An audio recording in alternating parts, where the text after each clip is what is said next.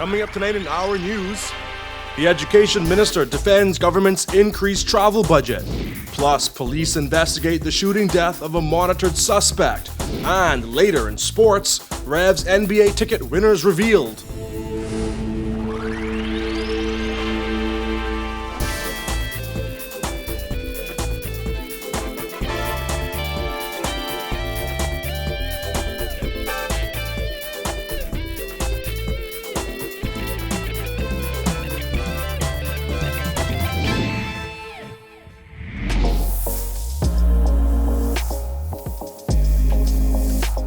Our news is brought to you by Alive. Welcome to Our News, and thanks for joining us. I'm Jared Higgs, topping news tonight amid the growing political firestorm over increased travel perks for cabinet ministers and their spouses. Another cabinet minister is defending the decision, insisting spouses don't travel for fun, and government has only paid twice for his wife to travel in 2.5 years. Berthany McDermott reports.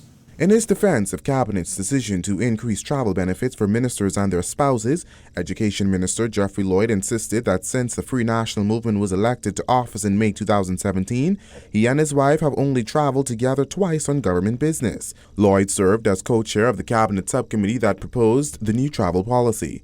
He said that ministers' wives don't travel for a fun time or to shop, but to collaborate with other dignitaries' spouses. My wife and I have traveled on official business twice in 2.5 years. 2 times. Paid for by the government of the Bahamas 2 times. Are you serious? You joking me? About travel with regard to spouses? And in those circumstances, your wives are collaborating with other wives and in issues which affect the international community, not going shopping or just liming or having a fun time. Very much engaged in business which affect and impact your society. The new travel policy for ministers provides for $100 per day per diem for spouses, an increase in ministerial per diem for domestic travel from $80 to $100 per day, and from $150 to $250 for international travel. Ministers are to be afforded membership to the American Airlines Admirals Club, business class tickets for all trips less than 10 hours in duration, and first class tickets for all trips over 10 hours. They also get a special prepaid debit card, which will be issued to ministers to use on all official trips. Additionally, paid spousal trips have been increased from once to twice per year.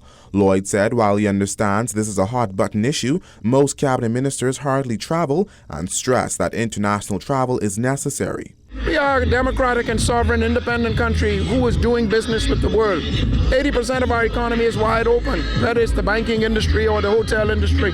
We must engage the world. It is our responsibility to be at the table where decisions are being made which affect our lives. And it is critical for us to understand that international travel by members of a government is necessary. It is necessary. It's not an option.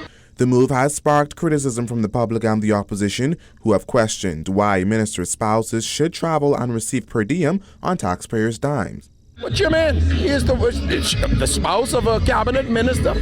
What do you mean why should you travel? And the opposition is talking about that.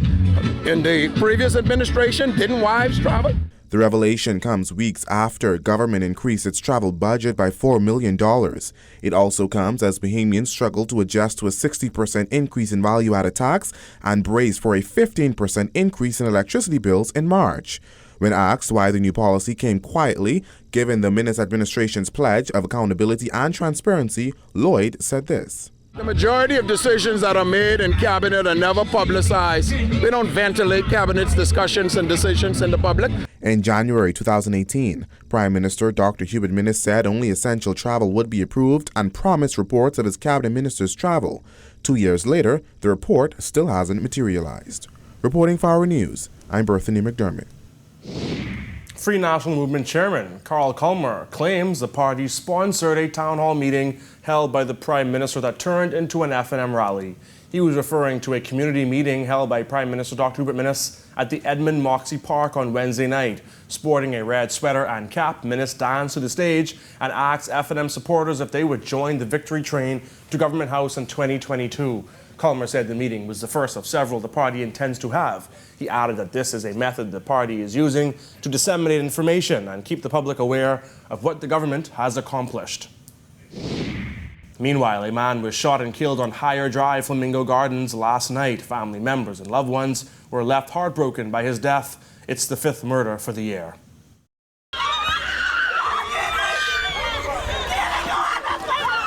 A dramatic scene on Higher Drive as police investigated the brazen killing of a man in a single-story yellow home in Flamingo Gardens. Superintendent Chantineau says the incident unfolded just before 9 p.m. 2 men entered this home on Higher Drive. 2 armed men opened fire on a young man who was inside, fatally wounding him before getting into a silver vehicle and speeding away. Family members told our news the man is Jaquil Armbrister, a father of 2 children. Police say Armbrister was in the front room when the killers broke in. 2 other people were in the home, but they were not harmed. They say Armbrister was no stranger to the law. Of course, he is known to us. Is he being monitored? He is being monitored. In the hours after the man's death, tributes poured in on Facebook. One friend wrote, "Can't believe this, bro. Rest in peace. Sis will always love you." Another wrote, "You know you is my blood, right? You know I don't believe you gone, right? This hit hard, G. Police say they are in the early stages of the investigation and need help from neighbors." We are asking anyone in this area who may have information that can assist us, no matter how small the information may be, to give us a call so that we can bring this matter to closure as quickly as possible. Last week, Monday, a man was shot and killed on nearby Montgomery Avenue. Police say they are keeping an open mind as they investigate. Right now, we don't have any information to suggest that they're connected, but of course we will investigate with an open mind, and if we find evidence that they are connected, of course, then we will work those cases together. The Valley Boys will not rush again under the Junkanoo Corporation of New Providence if the 29 Boxing Day results are changed, according to the group's chairman, Brian Adderley. He spoke with Georgie O'Bain. Valley Boys chairman Brian Adderley says the Junkanoo Group is refusing to accept the report of the Independent Review Committee because it was filled with mistakes. The Category A group has called the JCMP to conduct another review, adding that the Boxing Day parade results should remain unofficial until then. If the results are changed, dethroning the Valley Boys as the 2019 Boxing Day Parade champions, Adderley says the group will not rush again under the JCNP. We don't care what organization is formed to manage Junkanoo, the Junkanoo competition or Junkanoo parades, but if these results change, we will not be participating in any more parades under the JCNP. In fact, we've gone from the, on New Year's, our theme was the games we play. And we didn't contemplate that people would be playing games with the Junkanoo scores. And so we've gone from the Great Serengeti on Boxing Day to the great attempted Junkanoo robbery on New Year's. Adderley says the group's top concern with the IRC's report is the time scorecards being thrown out. Adderley said there was nothing wrong with the time cards of the Saxons and Valley Boys, and by throwing them out, the IRC made it a fun parade and basically removed the penalties of going over the allotted time. He added that the IRC has no jurisdiction to do so. What in essence they have done by overturning those time cards is that they've made it for lack of a better word, a fun parade, because the rules are in place and the penalties are in place to manage the parade so that it's an even playing field and there's fair play. And in this case, by throwing out the time scorecards for those groups that went over the time limit, they've basically given them extra time. Though some Junkanoo fans have claimed on social media that Saxons have been declared the winner of the Boxing Day parade, Adderley says he will wait for the official announcement from the JCNP. Right now, my members are very discouraged, and they don't want to participate in any parades that are managed by the JCNP because they believe that this whole episode has been bogus and is an attempt to discourage the Valley Boys. There's no secret that there's an anti-Valley Boy sentiment in the JCNP, and this is just one effort to try to discourage us from doing what we do.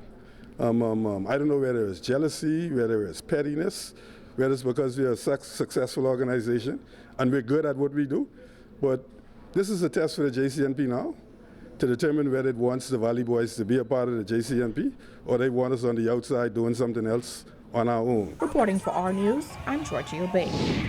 Environment Minister Romal Ferreira was on the defense over the single-use plastics ban after the owner of a plastics supply company gave an impassioned plea claiming the ban is about to put her out of business. It all went down this afternoon at a Rotary Club meeting. Jasmine Brown reports. The topic of today's Rotary meeting took a quick turn after one guest made an impassioned plea following the ban of single-use plastics.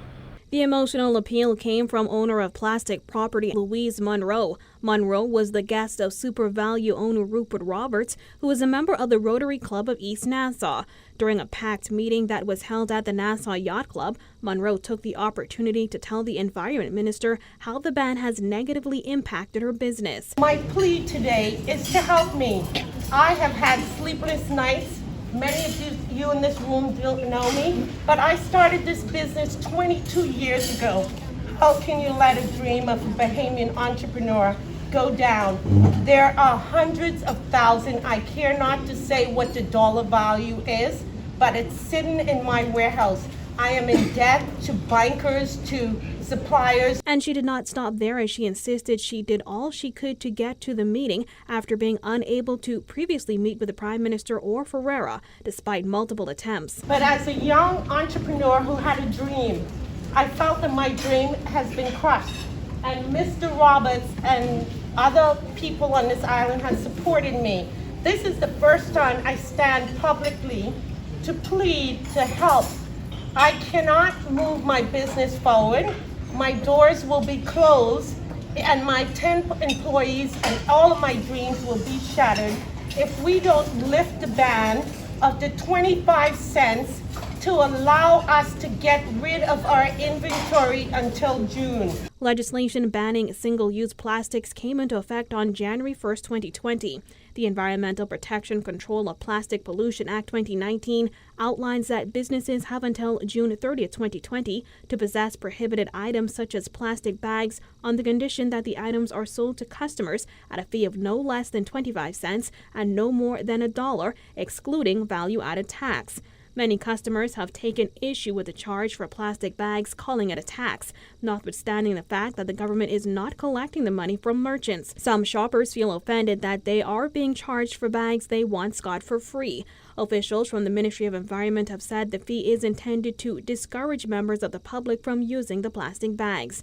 But Monroe insists the fee is a little too discouraging, as people simply aren't buying, leaving businesses to hold on to thousands of dollars worth of plastic bags. But the Environment Minister says at the end of the day, the government has spent years making it clear that single-use plastics would be banned. We have this situation where we advised businesses and members of the public of this change that was coming, this fundamental change in how we were going to approach our country. We are in the transition phase. We're open to all reasonable dialogue. But I would say this, adequate notice was given from 2017. But Ferreira was quick to admit that not everything was done perfectly. We are here to help you to adjust. Issues of where there may be a degree of short-sightedness. We're also willing to discuss that as well. But the fundamental change has happened. We encourage you all to get your reusable bags. Reporting for our News, I'm Jasmine Brown. Still to come, an attempted armed robbery leaves a man in serious condition.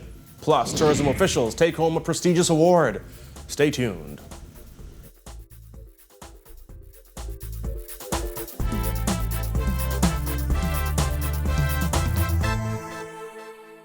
Phone is good.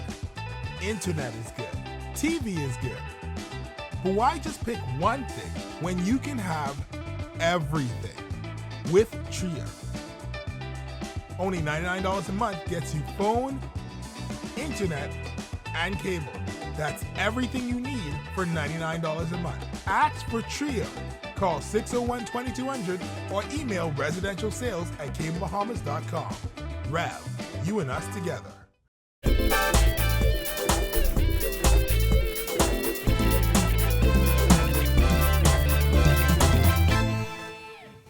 A man is in serious condition after being shot during an attempted armed robbery on Thursday afternoon. Police press liaison Superintendent Chantanol says that incident took place shortly before 4 p.m. We know that a man was sitting in his vehicle at Watling Street off Andros Avenue when he was approached by two men who were in another vehicle, who attempted to rob him. Those men who were armed discharged their weapons, injuring the man who was sitting in his vehicle before speeding away. Police say 2 men and a woman are assisting them with their investigation.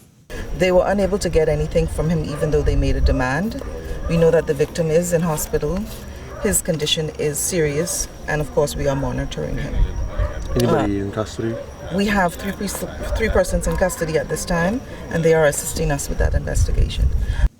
Even after 2 of its top tourist markets took a hit during the passage of Hurricane Dorian, the Bahamas Ministry of Tourism recently captured the award for the Caribbean's leading luxury destination during the 27th World Travel Awards. Italia Clark spoke with tourists to find out why they chose to come to the Bahamas. Despite Hurricane Dorian devastating 2 of the country's major islands, tourists still make the Bahamas their top destination. We took to the streets today to find out why. Well, definitely the Bahamian economy can use my money. I mean, it's not the United States, so, they need every dollar they can get, and I don't mind spending my money over here. Known for its sunny climate, crystal clear waters, and world-renowned tourist attractions, the Bahamas was named the Caribbean's leading luxury island destination during World Travel Awards 2020. This, despite a depressing decrease in visitor islands following the passage of Hurricane Dorian, the Ministry of Tourism embarked on a campaign to ensure that the world knows that the Bahamas is still open for business. Visitors like Barry Thompson say it worked. We love to come to the Bahamas. We come 4 or 5 times a year. We live in Florida. We take a cruise ship over because we have the very best pina colada ever at John Watling's Distillery and the best margarita ever at the Calique Bar at the end of the street. The once picturesque islands of Abaco and Grand Bahama no longer match the glossy photos that have graced the magazine pages for decades, but now show utter devastation. Therefore, tourism officials set out to remind prospective visitors that there are other islands to visit like New Providence that was spared Dorian's wrath. It was where we met New Jersey resident Mindy. We had heard that everything at the Atlantis was fine, and we figured that if anything, the Bahamas could use the money that we're coming to bring here, and that it would be good, and so that's why we decided to come. Meanwhile, Cody Blankenship from Virginia says he was in the Exuma Keys during the killer storm, but still made plans to return. We planned the vacation way off, and then when we got on our way down, the storm started coming. It brought us around the storms and brought us to Nassau, and they actually canceled our other trip to the other island, and we didn't get to go to it. But we decided to come back in January, and maybe we get to go see all of it. Reporting for Our News, I'm Italia Clark. Still to come, the CHTA makes a storm relief donation to the Bahamas, plus Atlantis unveils its new rum. Stay tuned.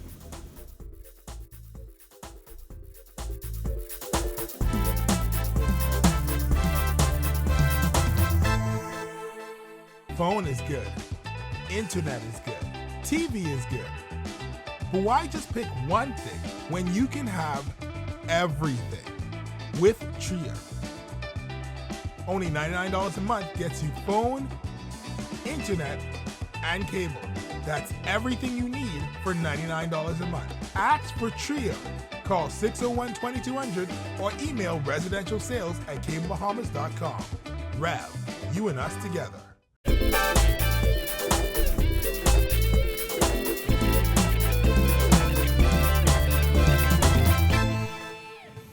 Welcome back. Members of the Caribbean Hotel and Tourism Association came together to make a $200,000 donation to the Bahamas National Recovery and Reconstruction Trust Fund this week. CHTA President Patricia Afonso Das made the presentation to the Prime Minister and the Minister of Tourism. As we witness the tragic impact of Hurricane Dorian on Grand Bahama and Abaco and the Keys, our industry and friends and lovers of the Caribbean responded to the call for support with overwhelming generosity, contributing massive amounts of relief supplies and cash. Many of you did this directly on your own, and many contributed through direct appeals and charity auctions by CHTA and the Foundation. Thank you all. Atlantis has unveiled its new rum product in collaboration with John Watling's Distillery. Paradise Rum will only be available at the Mega Resort. Vice President of Food and Beverage Michael McDonnell says it is part of a larger effort to improve the resort's food and beverage offering.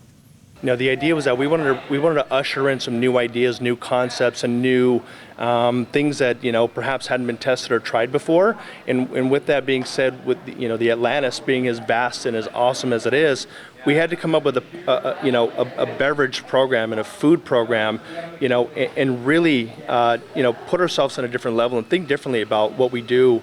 From everything, the way that the guests see the menu, the training of the bar staff, the products in which we use, the partners in which we partner up with, it all had to matter.